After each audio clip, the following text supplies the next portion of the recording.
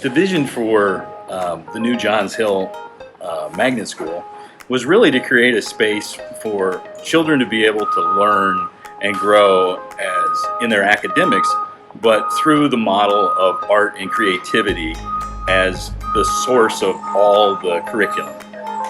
So whether you're doing science, whether you're doing math, whether you're learning to read, there's always going to be an art component to it. And those are the things that make this a very unique space, from the 5-year-old all the way to the teenager that's ready to go out and show the world that they're a great musician or a great artist.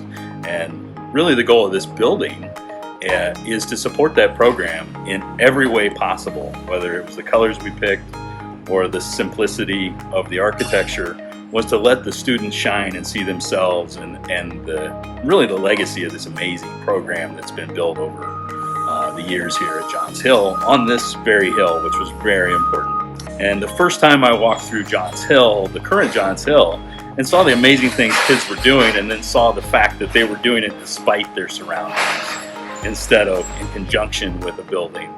An art room without water really sort of set it back, and we dug in as a team and said, Rob, what do we need to know to do this right? Because at the end of the day, this type of building, if you're into education, you're into creativity, this is the vehicle for generations to use. So one of the great challenges that we've got is we were tasked with delivering an elementary school for really the same budget you would bring any elementary school.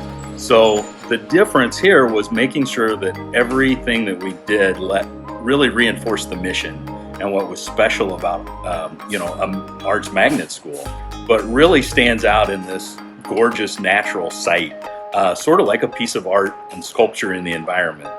And then as you come in the building, we wanted from the very beginning all the visitors, and especially the children, to understand that they're in a place where creativity is not only encouraged, but it's on display from the very beginning. Having an atrium space, there are a lot of reasons for it, but in an art school, light is extremely important.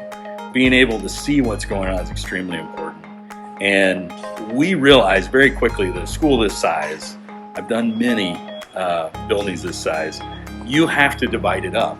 And when we worked with the kids, they said, we're great with we want our own space, and the little kids want their own space, but we always want to come back together because that's what Johns Hill has always been. So the atrium was a purposeful design element to bring all of that together, and linking it to the second floor and the upper balcony, or the upper entrance for the fine arts space, is what we call the learning stair. And it's this kind of unique little theater. Sure, it gets you from floor 1 to floor 2, but it also lets you linger, it lets you perform.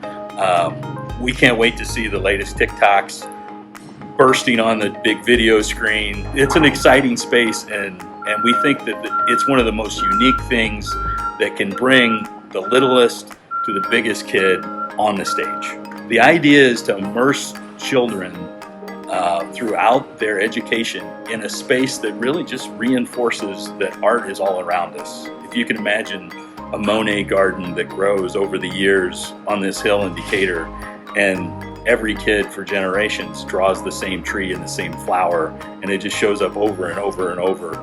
That's a legacy, and that's when we inherited, actually, from this amazing space that has served for almost 100 years.